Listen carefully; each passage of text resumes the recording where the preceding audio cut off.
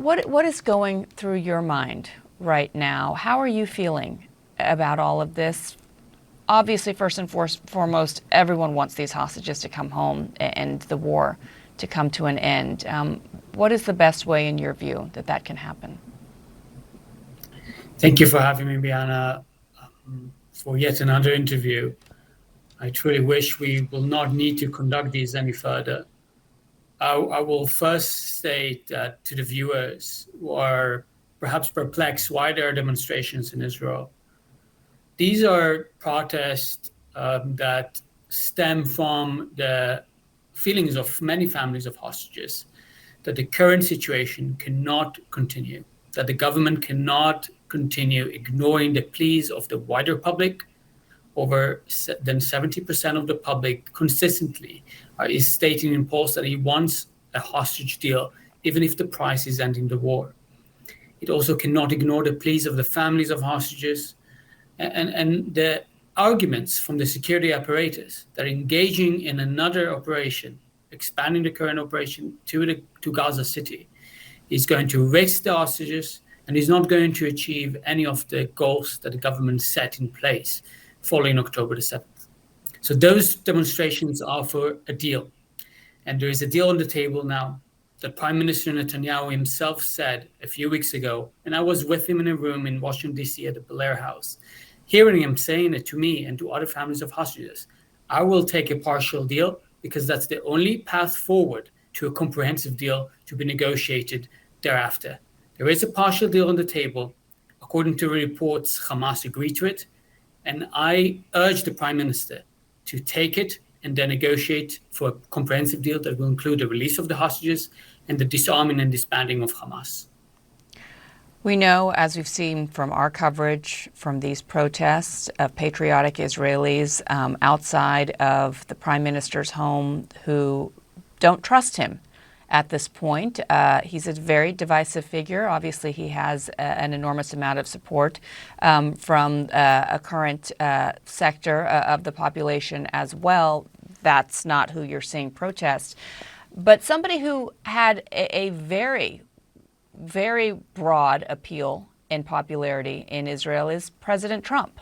And when he came into office, I know I've spoken to a number of families. I spoke with you, and just being there in Israel, there was a lot of hope and anticipation that he would be the one who would bring this war to an end. I'm just wondering how you're feeling and how Israelis are feeling now when you see President Trump, who they respect, who they support and trust, telling Netanyahu to finish it, not to take a partial deal, to make sure that every single one of these hostages comes home now. Yes, many families, including myself, congratulated President Trump for bringing home hostages in January and February, 33, if I recall correctly, within a framework that promised us as well a second phase where the rest of the hostages will be released.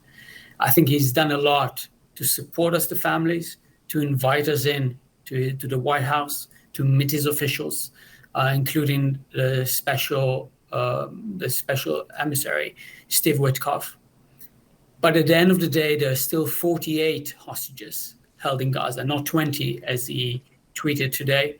There are 48 hostages remaining in Gaza. 20 of them are still alive. And we have the opportunity to bring them home.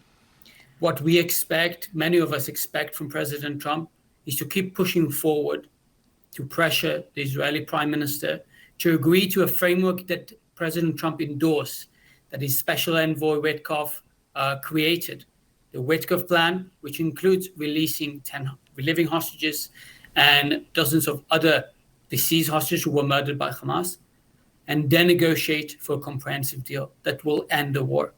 We understand, and I understand that completely, this is a complex issue.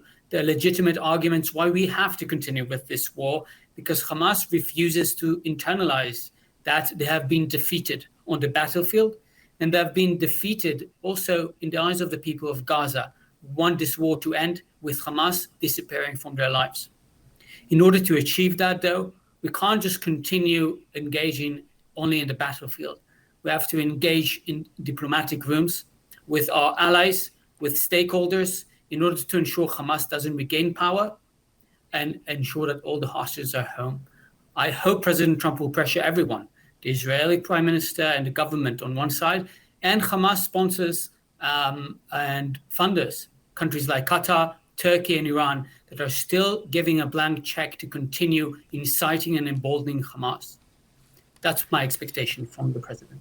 Yeah, and there is an argument to be made about the amount of pressure and what more pressure can be put on Hamas. Obviously, the onus is on them for releasing all of the hostages, including your brother-in-law. How much of this, Moshe, comes down to a number of Israelis, perhaps you included, I don't want to put words in your mouth, losing trust in the prime minister himself? We've spoken out about the extraordinary moment where you have the IDF chief of staff and other military officials disagreeing and opposing this new operation. If in fact they supported it, would your views be different? As you pointed out, I want to first emphasize that the onus is on Hamas. In a normal reality, the international community would have forced Hamas to release all the hostages unconditionally and disappear from the political landscape in the Gaza Strip and the Palestinian territories. But we're not living in a normal reality. We're living in a world that allows terrorist organizations to conduct such things and extort governments like the Israeli government. Any deal is a bad deal, but a deal that we have to take in order to preserve our social contract and responsibility for our citizens, like my brother-in-law, Omri. I don't know if I lost trust in the prime minister or in the government. What I do know is that we have received mixed signals over the past 23 months that on one end, a partial deal is the only path forward to bring home the hostages. When a partial deal is suddenly possible, again, Hamas should have responded positively a month ago, not after pressure being put on them over the past few weeks by Israel's military. But we were told it's the only path, and now we're being told that it's not, that there's only a comprehensive deal with stipulations that, to be frank, Hamas will not agree to. So in a way, we're losing trust in the mechanism, the negotiations mechanism, because it hasn't yielded results as of yet. And yes, if we have the security apparatus stating that an operation is going to risk the lives of the hostages, that an operation is going to continue, not going to deter Hamas, and will not change the equation, how can we not listen to their advice when they are the people on the ground fighting for our loved ones, fighting for the safety of Israel? Yeah, and even more extraordinary was hearing that even members of Prime Minister Netanyahu's own cabinet were expressing and voicing concern about this operation going forward this week as well. Moshe Lavi, I have faith. I look forward to the day where you come back on and Omri is back home with your sister, with his daughter, where he belongs. In the meantime, thank you for being a voice for him, for all of the hostages. Really appreciate your time.